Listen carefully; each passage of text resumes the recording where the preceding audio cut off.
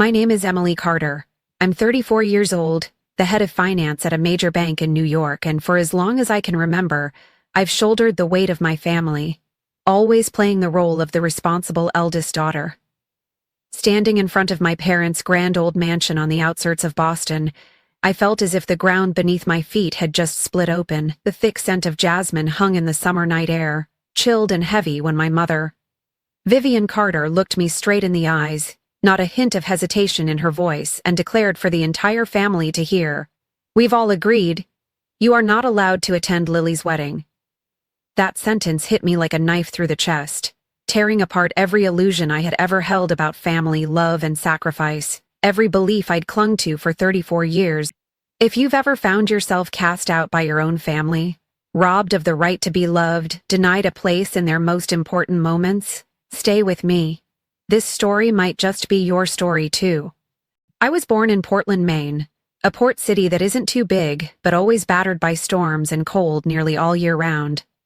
My family belonged to the old middle class, of English descent, proud of honor, education, and stability above everything else. The house I grew up in sat on a quiet street lined with ancient maples, granite walls always cold to the touch, and a garden kept perfectly trimmed. A statement that everything here must be in its proper place. But that perfection only existed on the outside. Inside, I realized early on that everyone played a part, and not every role was allowed a voice. My mother, Vivian Carter, was the embodiment of the classic matriarch type, sharp, immaculate, in control of everything from breakfast to our education plans, even down to the car we drove or which college each child attended. She always appeared in neutral-toned suits, her hair perfectly brushed, her eyes scrutinizing every small detail. For her, the family's achievements were her personal glory, and anyone who tarnished that image was a stake. All her hopes were pinned on Lily, my younger sister, the golden child of the Carter family, the one she called the only light in an increasingly chaotic world. Lily is 6 years younger than me, and from a young age she was spoiled in a way that almost seemed strange, as if there were an invisible wall between us, one that no one was allowed to cross.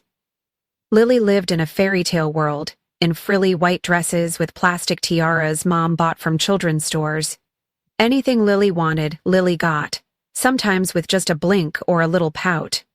I still remember her 7th birthday. Mom called the whole extended family, ordered a giant tiered cake, hired a live band to play all afternoon, while my birthday that year was just the 3 of us and a small cake quickly bought from the bakery down the street. I never dared ask why, but I knew the answer deep down. I was born to be the one who manages, while Lily was born to be loved and to shine. My father, Harold Carter, is a history professor at a local college. He's gentle, soft-spoken, a man who lives with his old books and nightly cups of Earl Grey tea.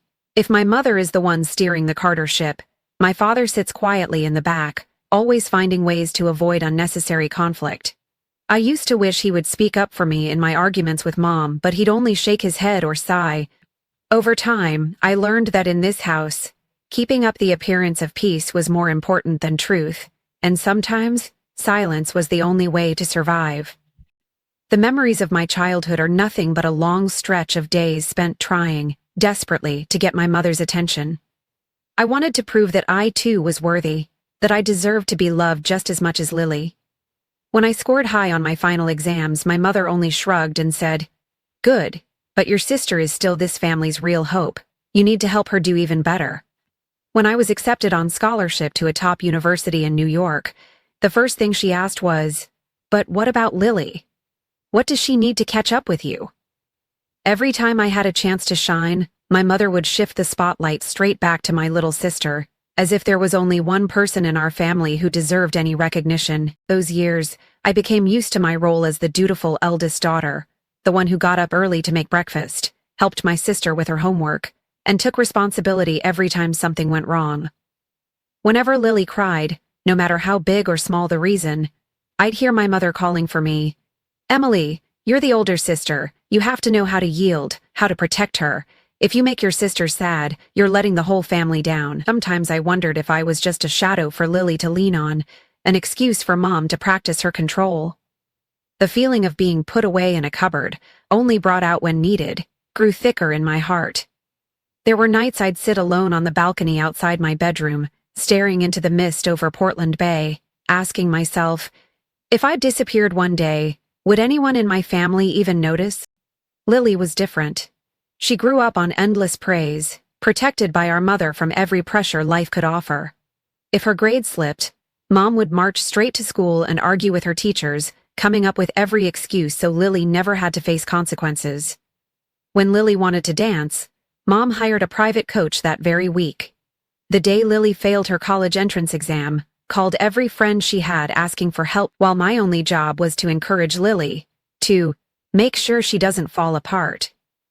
That favoritism was like a velvet curtain, blinding everyone in our family.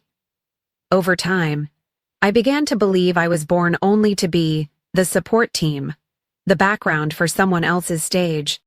But here's the thing. I never hated my sister. On the contrary, I always told myself I needed to be stronger, more self-sacrificing, to keep the family together. I was the first one to teach Lily math, the one who secretly gave her pocket money, the one who comforted her through nights when Mom exploded over the tiniest things. Every time I saw Lily cry, I saw myself at age 7, terrified, wishing Mom would just hug me and say, "I love you, Emily." But those words were never said. Not even once. The Carter family was always famous for being model citizens in the eyes of relatives and friends.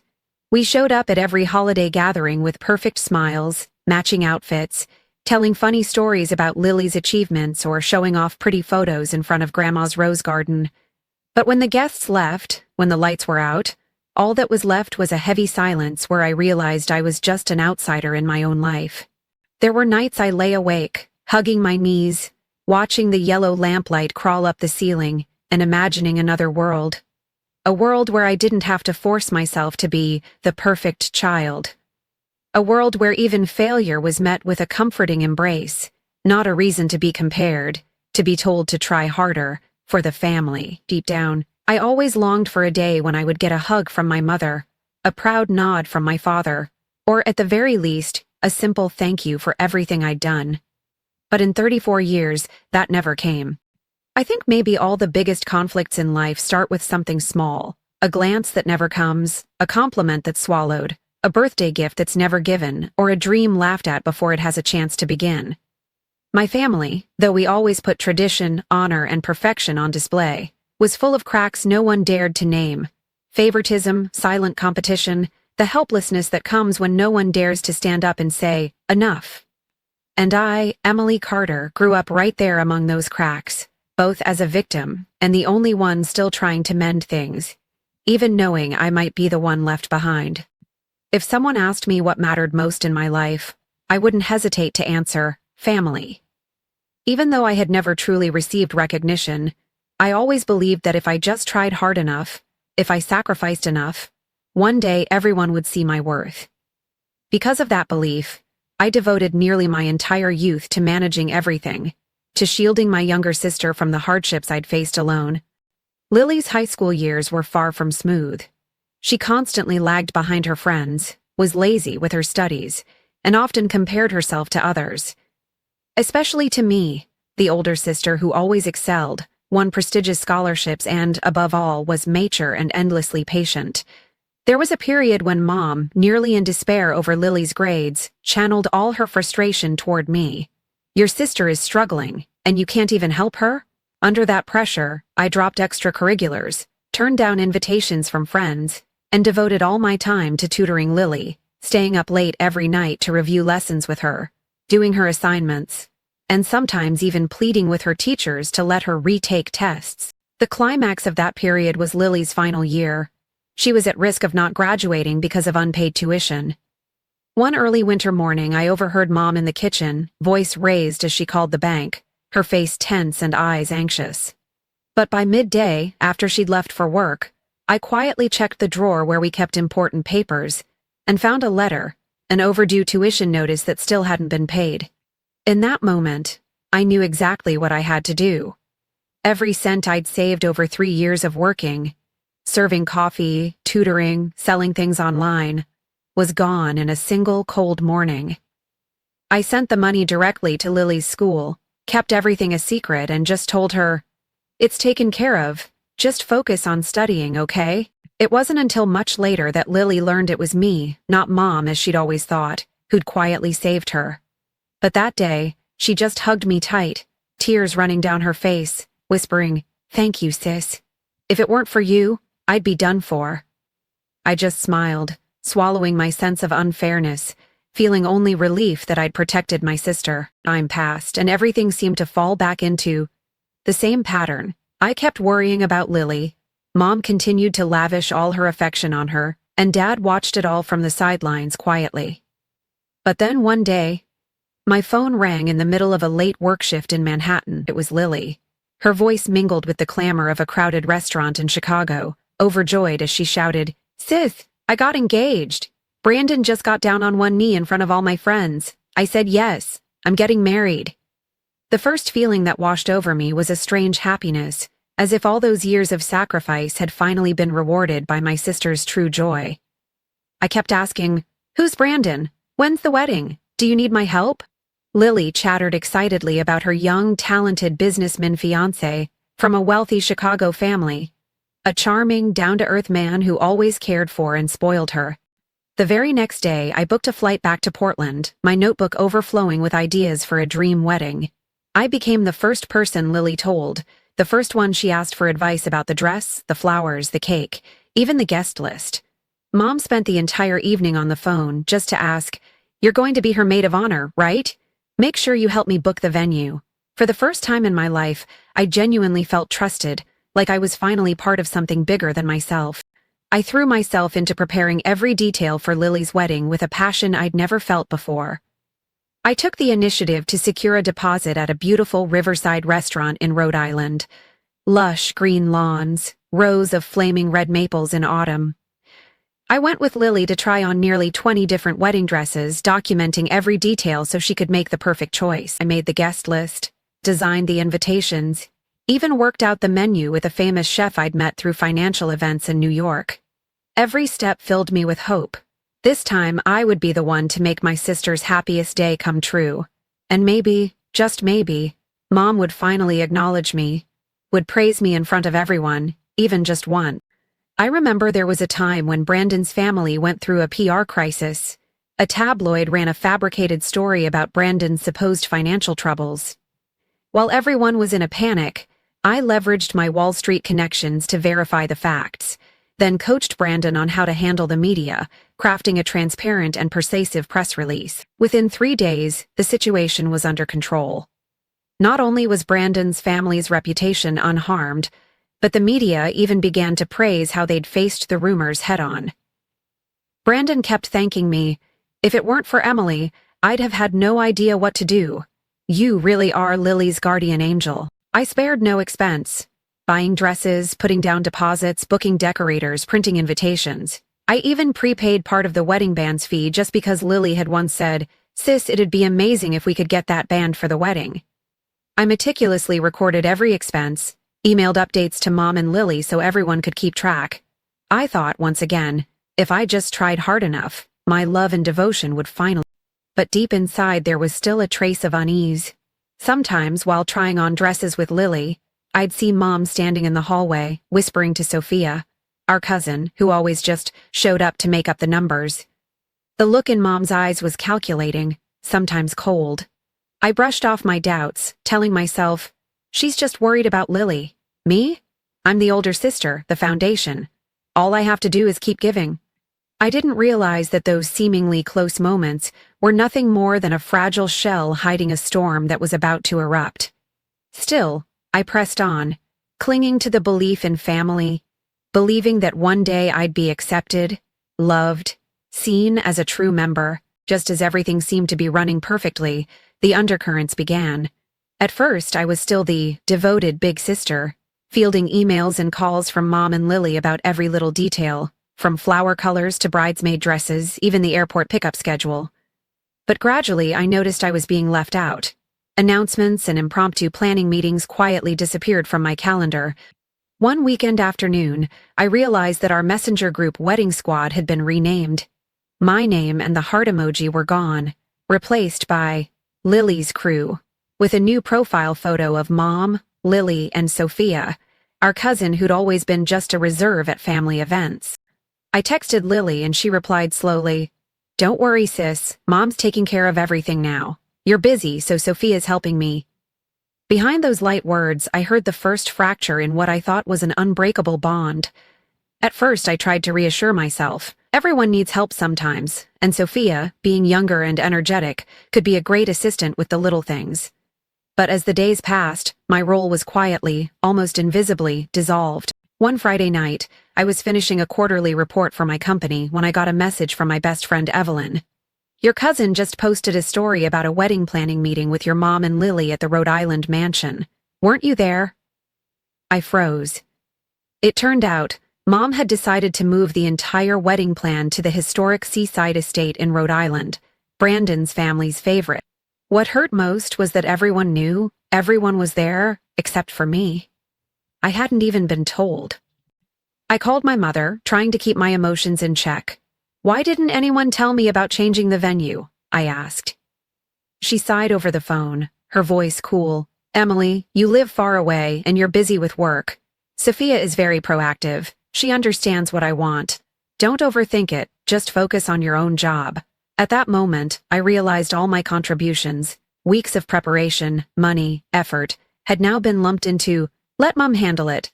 That feeling of helplessness and disappointment seeped into every vein.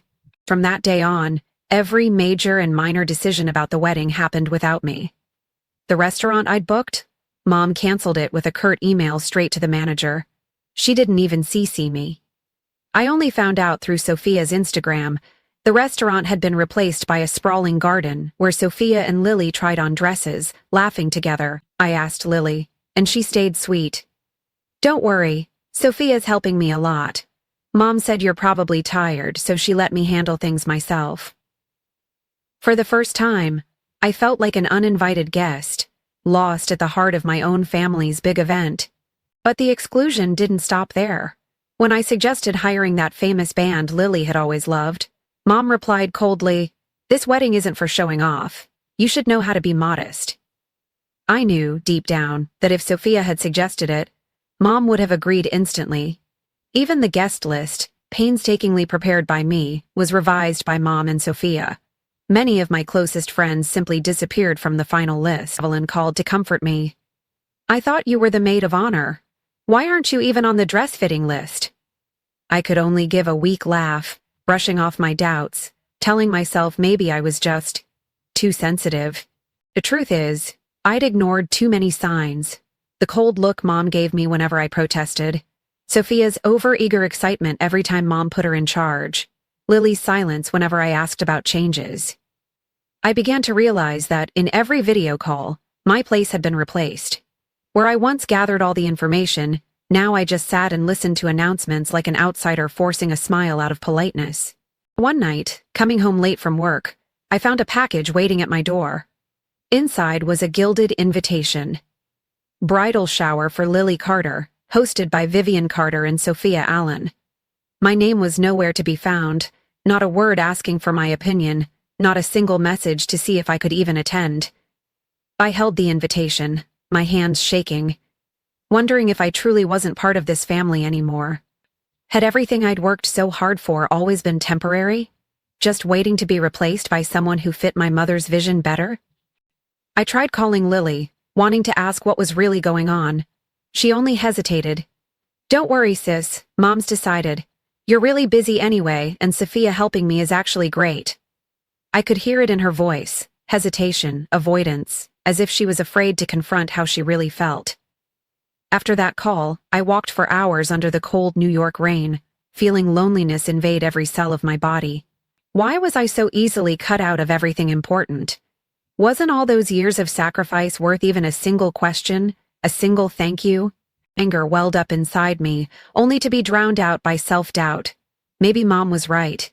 Maybe I was too controlling, too stubborn, or just not feminine enough for what she imagined a daughter should be on her sister's big day. I looked at myself in the mirror.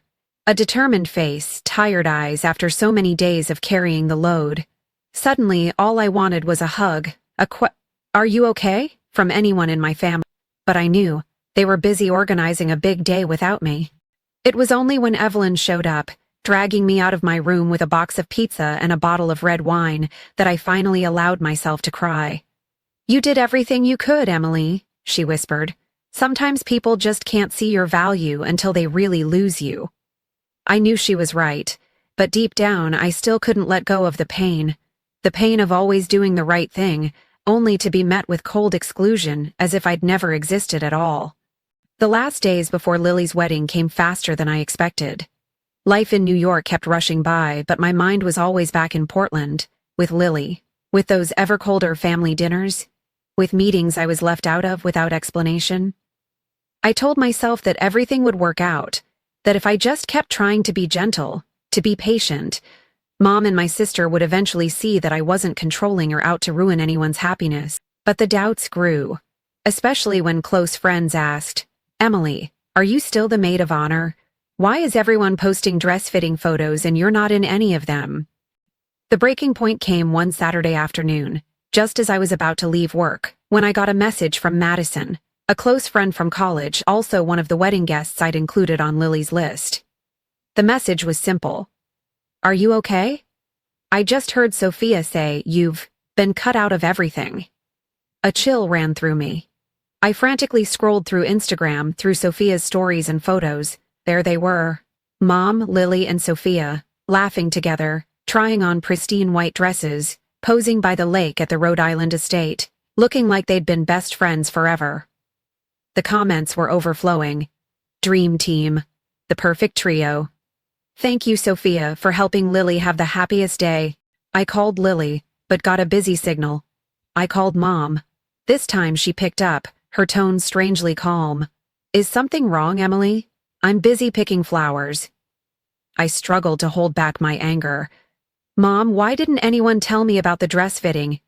Don't you realize I put down deposits for dresses, restaurants, everything?" On the other end, Mom replied coldly, "Emily, you've done a lot. But have you thought about Lily's feelings? Sophia understands her more than you do. She's gentle, she knows how to make everyone happy. Stop trying to control everything. This family needs joy, not tension." I felt like I'd been slapped. All these years, all I'd done was sacrifice for my sister, for all of them. Now, all my efforts were repaid with rejection and blame. Truth was so bitter, I had nothing left to hold on to for comfort. That evening, as I sat alone eating dinner, I got an email confirming the restaurant deposit had been canceled. No explanation, just a cold line. "The event has been moved per the host's request." I knew without a doubt that Mom had changed everything without ever consulting me. Months of planning and work, stayed up all night, weighing whether I should just get on a bus back to Portland and confront everyone. But in the end, the next morning found me still curled up in the corner of my tiny apartment, hugging my knees and sighing. I didn't want to cause a scene at such an important time for Lily, but then the worst happened even faster than I imagined.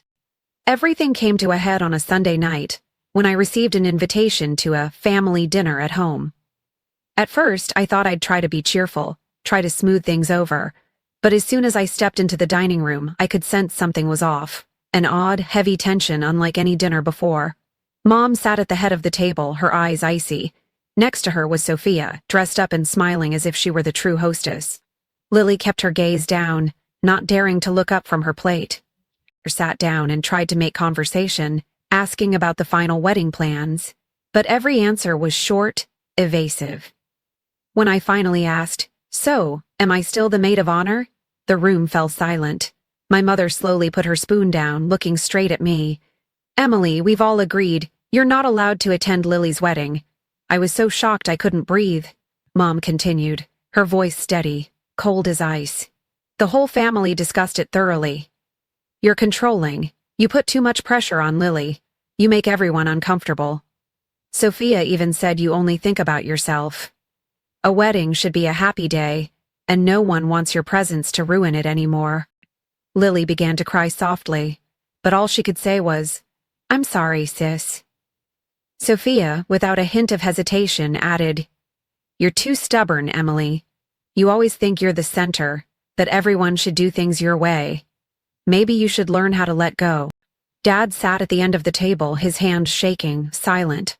eyes averted as if he couldn't face the truth. Felt like the air had been sucked out of a tiny room.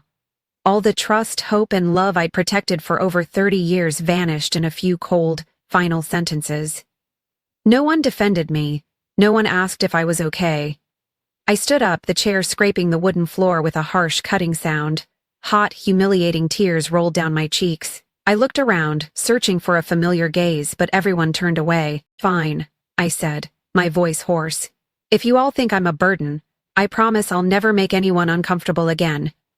I turned away, taking nothing but my old coat, leaving behind every hope I'd ever had of a family that could love or appreciate me. Walking out of that familiar house, I realized, sometimes, the people who hurt you most are the very ones who once promised to protect you for life. That night, I walked for miles through the empty streets of Boston's suburbs. I didn't cry anymore. There was just a deep, hollow ache in my chest. I didn't know where I'd go or what I'd do, but I knew from that moment on, I was no longer a Carter.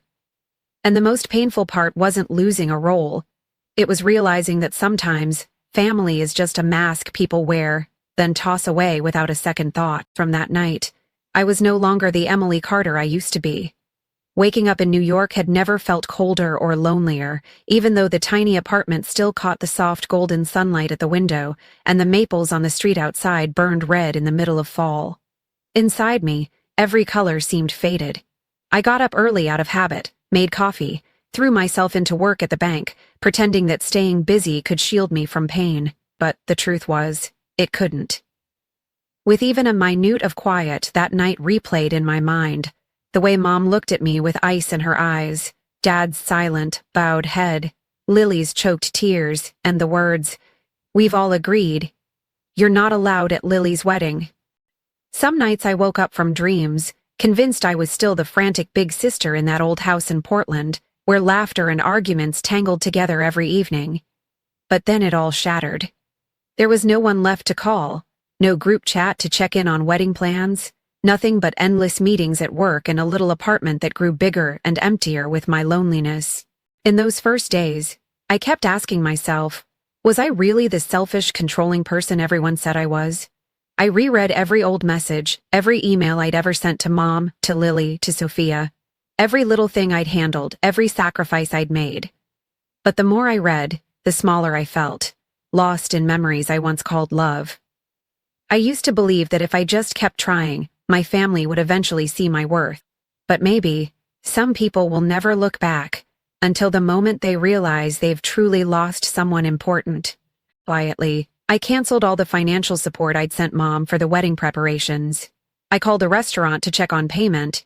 They told me my mother had already transferred the full amount, that I wasn't needed anymore. I sat staring at my bank statement, suddenly realizing that hundreds of transactions, big and small, were all tied to Lily's name. Tuition, dance classes, dresses, flower deposits, band reservations, stylist fees. Everything I'd ever done to help my sister over the years was now just a cold list of numbers on a screen. That bitter feeling, there was no one I could share it with. After that, I all but disappeared from social life, even from my close circle in New York. Evelyn was the only one who noticed, texting, calling nonstop.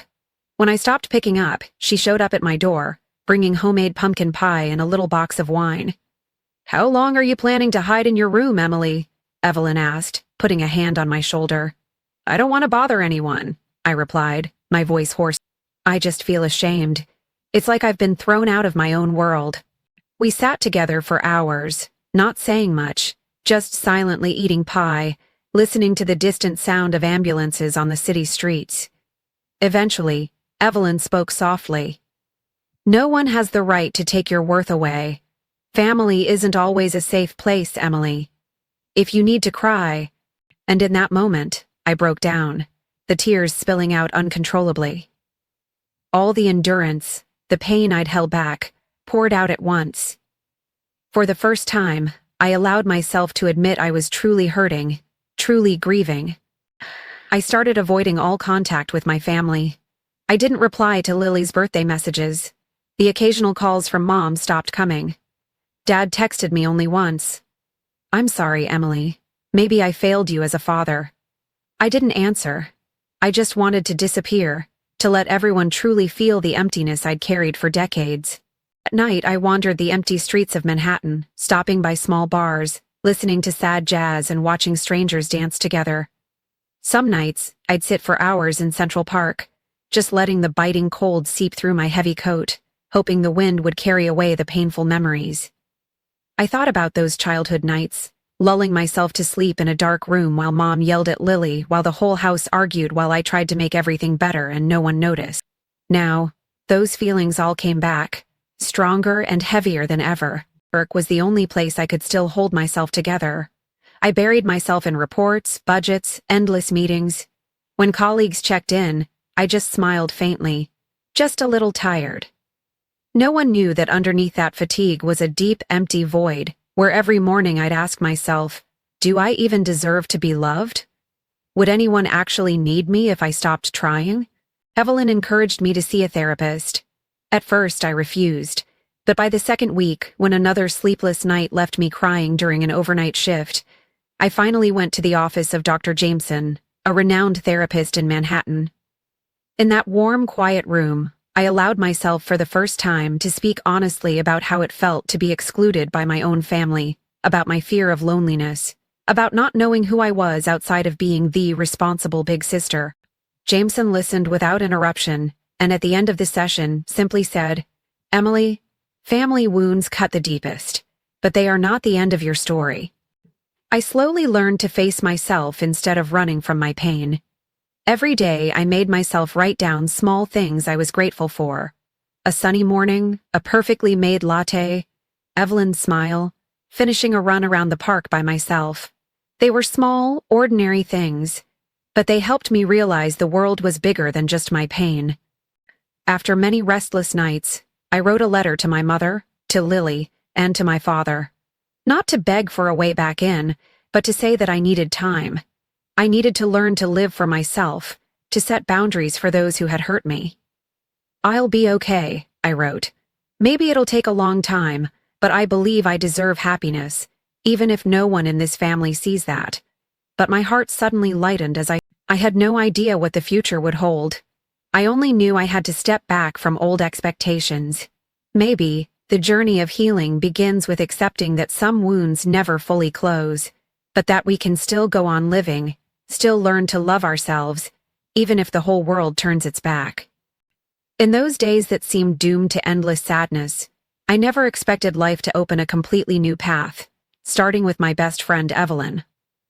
On a misty Sunday morning, Evelyn knocked at my door, her face a mix of seriousness and worry. "Emmeline, last night I was at Uncle David's house. You know, your dad's cousin," Evelyn said, flipping open her phone, eyes hesitant as if holding too big a secret.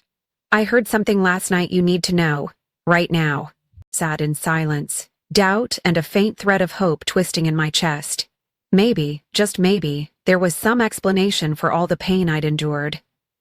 Evelyn took a deep breath and began, "Last night at your Uncle David's family party, your mom, Vivian, told everyone that you were the one sabotaging Lily's happiness, that you couldn't accept your own sister, that you tried to control things, even went numb." Evelyn shook her head. "Emily, I know you'd never do that. But she also told Brandon's family, even Brandon himself, that you talked badly about their family, that you demanded the right to decide everything. And worst of all, I heard she sent Brandon a string of emails and texts she claimed were evidence, but they'd been edited, cut up, changed." A wave of fury and helplessness rose in me like never before. Why would my mother make things up about me? Just to keep me out of the wedding? Or was it deeper? Because I was never someone she could control completely? Evelyn went on, her voice careful. "I also talked to Uncle David and he confirmed. Your mom has done the same thing to her own siblings. Anyone who threatens her, you can push out one way or another." Hearing that, I felt both pain and, strangely, a kind of relief. It wasn't just my fault. This was a toxic cycle that had repeated itself for generations. Inside me, the quiet ache turned into a stream of determination. I needed the truth. I needed to know if Lily, my own sister, really believed those things about me. That very day, I messaged Lily. I didn't blame her. I just asked, "Do you still trust me, Lily?" At first, She didn't respond. That night, she called back, her voice trembling, mixed with sobs. "I'm sorry, sis. I don't know who to trust anymore. Mom said you wanted to ruin my wedding, that you're controlling. But when I look back at the messages, things feel off. Some parts are missing, and there are messages I never remember you sending that suddenly appeared on my phone." In that moment, I realized, not only was I a victim, but Lily was too. We were both victims of manipulation and control. I softened my voice. "It's not your fault, Lily. I only ever wanted you to be happy, but you need to know the truth. Did you keep the original messages?" Lily hesitated, then admitted she had backed everything up to the cloud. I asked her to send them to me, and at the same time, I enlisted Evelyn with her tech skills and legal knowledge to help verify which messages were real and which were altered. Within just 2 days, everything came to light. There were emails that had been cut, words edited to make me out to be a toxic big sister, some entire segments fabricated. Evelyn helped me compare timestamps, data sources, creating a detailed analysis. We even found proof that Mom had sent these emails to Brandon, complete with warnings like, "Emily is selfish and wants to control Lily to keep her place in the family." On top of that, Evelyn discovered that some emails had come from Sophia's account, my cousin, who'd suddenly become Mom's right hand, who had also sent strange, slanderous messages to Brandon's family to turn them against me. I knew exactly who to go to next: Uncle David, the one person in the family who was never afraid of my mother. When I told him everything, he wasn't surprised. "You're not the first, Emily. Your mother's divided this family before, made things up so anyone who crossed her ended up isolated. Don't ever think it's because you're not good enough. She just can't let go of her power." He encouraged me. "If you need it, I'll stand with you." Having his support only strengthened my resolve not to let the truth stay buried. But the thing that shocked me most was Sophia, who seemed harmless, but was actually currying favor with my mother to angle for a share of the inheritance, and was getting paid extra by Brandon's family for helping with the wedding planning. After talking to friends in finance, Evelyn found out Sophia had once been sued by other relatives for minor fraud, but Mom had quietly everything behind the scenes. Right then, Brandon himself reached out to me. His voice was full of guilt. "Emily, I'm sorry I believed things I shouldn't have. Lily's mom told me you were controlling and out to harm the family, but when I look at everything now, I realize you're the only one who ever really protected Lily. The messages she showed me, they felt fake. Some parts didn't fit, and the tone wasn't you." Brandon wanted to meet, to get to the bottom of it all, and I agreed. For the first time in months, I felt genuinely heard. That meeting was the final push I needed to stand up for myself. Brandon, Lily, Evelyn, Uncle David, we all joined forces to seek the truth. In the days that followed, I barely slept, working with Evelyn to sift through data, find evidence, cross-check every message, every email. When it was all clear, I knew I wasn't alone anymore. I had allies. I had people who truly believed in me. I had the right to reclaim my dignity after years of manipulation and lies. That feeling of relief, after so many months drowning in pain, washed over me like warm water filling my chest. Sitting in my little apartment, I smiled for the first time in weeks. In that moment, I understood. The only reason I was cast out of my family wasn't because I was incompetent or selfish. It was because I was strong enough not to bow down to my mother's toxic rules. Now, it was time for me to find my voice again, not just for myself, but for Lily, the little sister who had always been the greatest reason for my sacrifices. Determined to reclaim my dignity, I started planning to confront my family, this time not to beg for forgiveness or hope for acceptance, but to force everyone to face the truth.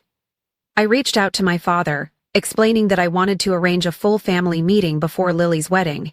"Dad, I need one chance for everyone to hear me out, and this time I won't stay silent," I emphasized, my voice calm but unwavering.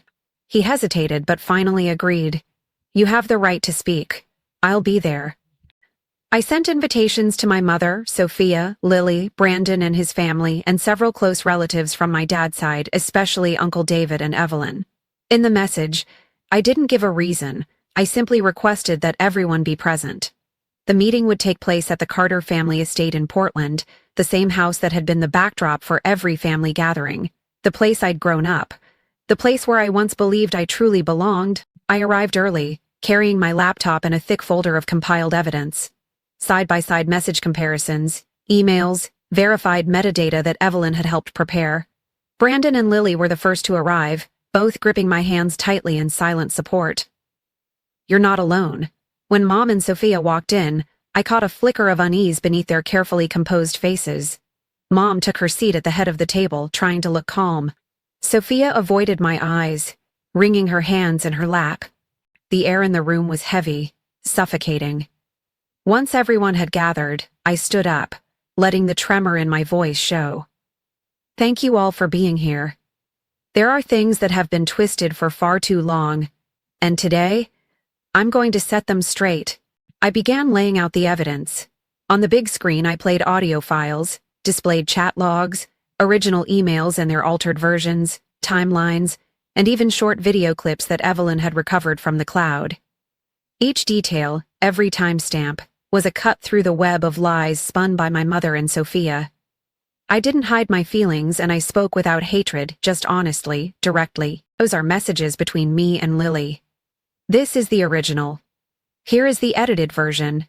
Mom, you sent this to Brandon and others, deliberately altering it to make me look controlling and toxic. This is an email from Sophia, slandering me to Brandon's family. And here's the technical report proving all the changes were made on Mom's and Sophia's computers. Stunned silence settled over the room. I looked straight at my mother, searching for any sign of regret or remorse, but saw only anger and disbelief. "What are you trying to do, Emily? Do you want to ruin your sister's happiness?" she snapped, her voice shrill. Sophia's face went pale as I opened her file. "Sophia, dear cousin, I know you've been trying to win my mother's favor for an inheritance, but you didn't realize every action leaves a trace. I have documentation of your past fraud case with the Thompsons, and I have records of the bonuses you received from Brandon's family for helping with the wedding. If necessary, I can send it all to a lawyer." The silence stretched on. Uncle David stood up, his voice strong and unyielding. "I can confirm this. Vivian, you've done this not only to Emily, but to many others in the family. It's time for those who are wrong to take responsibility." Brandon came over and took my hand in front of everyone. "Emily, I'm sorry I ever doubted you.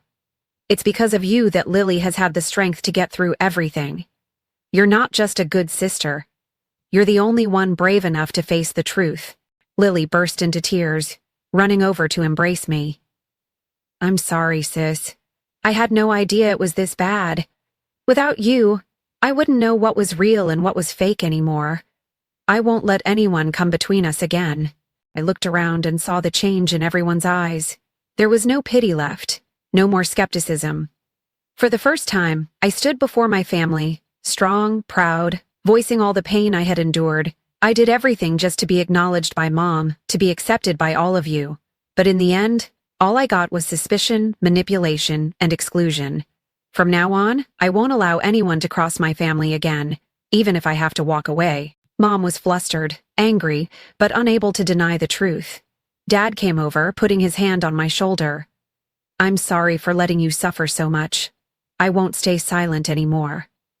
Brandon's family also spoke up, declaring they would no longer allow Sophia to interfere with the wedding and that they were ready to support me if there was any retaliation. Then, an unexpected plot twist. Martha, a relative, stood up and revealed that Sophia had pulled similar tricks to scam other family members and had even nearly been prosecuted for forging financial documents. The room erupted. My mother almost lost control, but this time nobody stood with her. The queenly power she'd held for decades crumbled in a single afternoon. As everyone left, Lily hugged me, mascara-streaked tears on her cheeks. "Can you forgive me, sis?" I didn't answer right away, but squeezed her hand. "I don't know what forgiveness means yet, but I know I'm done suffering for anyone else. From now on, you'll have to learn to protect yourself, too." I stepped out of the old mansion, breathing in the sharp winter air, feeling an extraordinary lightness. For the first time in my life, I wasn't afraid of the truth, or of being hated. I knew I had reclaimed my voice, reclaimed myself, after years buried in pain and darkness. That confrontation felt like a storm sweeping through every layer of dust from the past, tearing away the last masks in the Carter family. But what remained for me wasn't just apologies or shame-filled looks. It was a quiet peace I'd never known before, a peace that came from awakening, from finally being free to draw boundaries for myself. The next morning, with the first rays of sunlight peeking over the old streets of Portland, I sat in the kitchen, sipping coffee with no one hurrying me, no mother micromanaging my every minute. Sunlight touched my hand through the window, a gentle reminder that I still existed, that I still deserved my own happiness. The first thing I did was write a long email to my mother. I didn't accuse, didn't blame.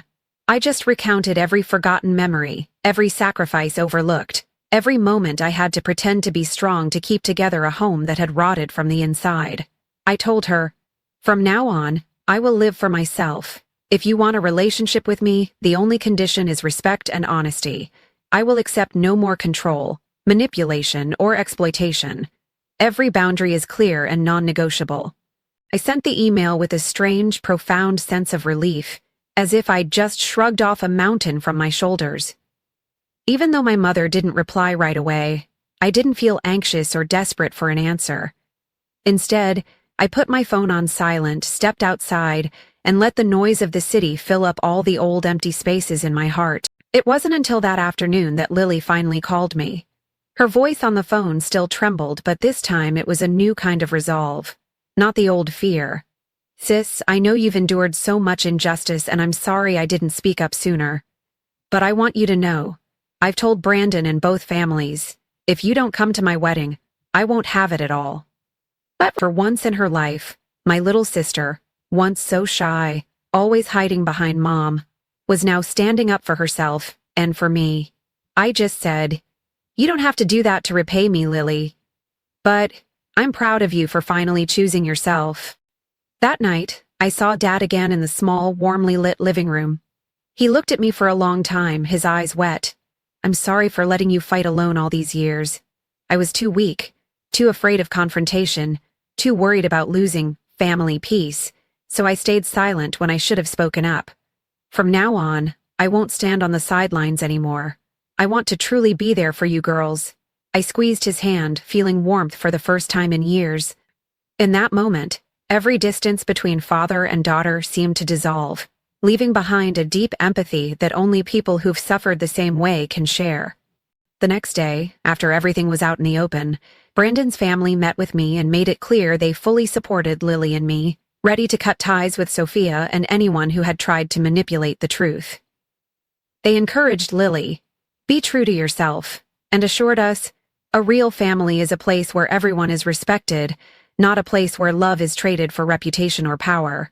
Those words felt like a warm embrace for me, someone who had spent so many years just trying to please others. Sophia was ostracized by both Brandon's family and our relatives. All the evidence of her past fraud was turned over to Brandon's lawyers and they began legal proceedings. One by one, those who had turned their backs on me now had to face the real consequences of siding with wrongdoing. Under pressure from the extended family and Brandon's side, my mother was forced to enter mandatory therapy or risk losing all her reputation and social ties. I knew she wouldn't change easily, but I didn't care anymore. I realized that sometimes, the only way to hold on to a piece of happiness is to let go of the hope that someone will become the better version you always wished for. I decided to move back to Portland for a while, seeking peace in the harbor city that had nurtured my childhood. I rented a small apartment by the sea and spent time opening a financial consulting studio just for young women like me, who'd been left behind, who'd had to stand up on their own after heartbreak. I worked with new colleagues not to prove my worth to anyone but simply to wake up each morning and know I could be myself, no longer carrying the weight of an entire family on my shoulders. Lily visited me often.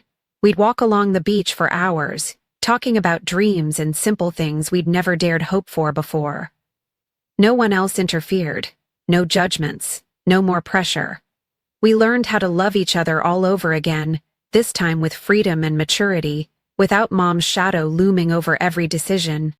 I slowly learned to set boundaries not only with my mother, but with anyone who ever took my love for granted, who assumed I would always be the responsible eldest, no matter the cost to my own happiness. My new friends in Portland called me an inspiration, but for me, the greatest feeling was relief, finally daring to say enough to everything that had ever hurt me. I kept in touch with Dad, but this time I no longer expected him to solve everything for me.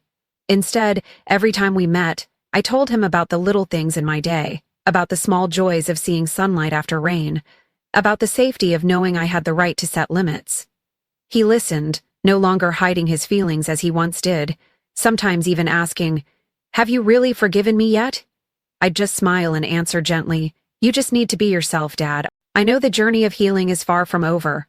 There will be days when painful memories come flooding back, nights I'll lie awake wondering if I made the right choices. But I also know that from now on, I will never lose myself just to preserve a family that's become nothing but a shadow of toxic expectations. I choose myself. I choose unconditional love for who I am. I choose freedom and self-respect as my compass for every relationship from here on." The early spring breeze in Portland drifts through my window, carrying the salty scent of the sea and the distant cry of seagulls from the harbor. It's been nearly a year since I walked out of that old mansion, shedding the last illusions of a perfect home I'd longed for as a child. Some mornings I wake up, wondering if what I went through was even real, or just a dream that stretched on too long. My little apartment by the sea is always flooded with sunlight. The walls are lined with new photos, me and Lily laughing on white sand, Dad hugging both of us on a spring picnic, young colleagues at my new studio raising glasses to our first successful contract. Sometimes I laugh, remembering the old Emily Carter, the girl who only knew how to sacrifice, to endure, to chase after approval from a mother who was never satisfied. The financial consulting studio I founded has become a safe haven for so many young women in the city. Every day, I listen to stories full of heartache, girls forced to sacrifice for their families, single mothers starting over after heartbreak, women daring to set boundaries with those closest to them for the very first time. When I see them rise, stand strong, and stop fearing judgment, I know I've done the right thing. I no longer feel invisible. I've become part of a community, spreading the energy of healing and hope. With Lily, I feel a deep change. She held a small, warm wedding by the beach, not extravagant, no long guest list, just the people who truly mattered. I was her maid of honor, standing beside her at the altar, gripping her hand during her vows. As the music played, I looked into her eyes and realized, at last, we were truly sisters, not divided by anyone, no longer walled off by favoritism or lies. She thanked me with the simplest words. "If it weren't for you, I'd always just be Mom's shadow. Thank you for giving me the courage to start over." Dad learned to change too. He's no longer the man who only watched from the sidelines, afraid of conflict. He calls often, invites me to breakfast, talks about little things. Once he came to my studio and sat quietly all afternoon just to see me work. Before he left, he hugged me and whispered, "You've done more than anyone ever hoped, Emily. Never let the past decide your worth." Words I'd waited decades to hear now. They truly meant something. As for Mom, she's still attending mandatory therapy as required by Brandon's family. Sometimes she sends short emails, not commands or judgments, just hesitant questions. "Are you well? How's your dad? Is the studio okay?" I reply politely, without bitterness, and without hope. I understand. I can't change the past, can't force anyone to love me the way I want, but I can forgive, not to restore what's broken, but to set myself free. One evening I sat on the steps of my new home, watching the sunset turn the sea violet, with Lily and Brandon beside me, Dad brewing tea. I realized, not everyone you're born to will love you unconditionally. Some relationships must end for better things to begin. Some people must go far away for you to finally come home to yourself. I no longer need my mother's approval, no longer ache whenever someone talks about duty as a daughter or a sister. I live lightly, firmly, fully as myself. Sometimes I think of the thousands out there, people who've been excluded, who once thought they were invisible, who hoped and were let down by their own flesh and blood. If you're reading this and see yourself in my story, I want to tell you, you have the right to rebuild your own home, from broken pieces, from wounds you thought would never heal. We only live once. If I have to choose between the safety of silence and my own true voice, I'll always choose to be myself, even if that means walking through loneliness for a while. Because sometimes, the greatest courage is to say, I am enough. I deserve happiness and respect no matter who turns away. If you've ever felt cast out by family, denied, or stripped of your right to belong in your own life, share your story in the comments below. Never be afraid to set boundaries with anyone, even those closest to you. Sometimes, the biggest journey is simply finding your way back to yourself.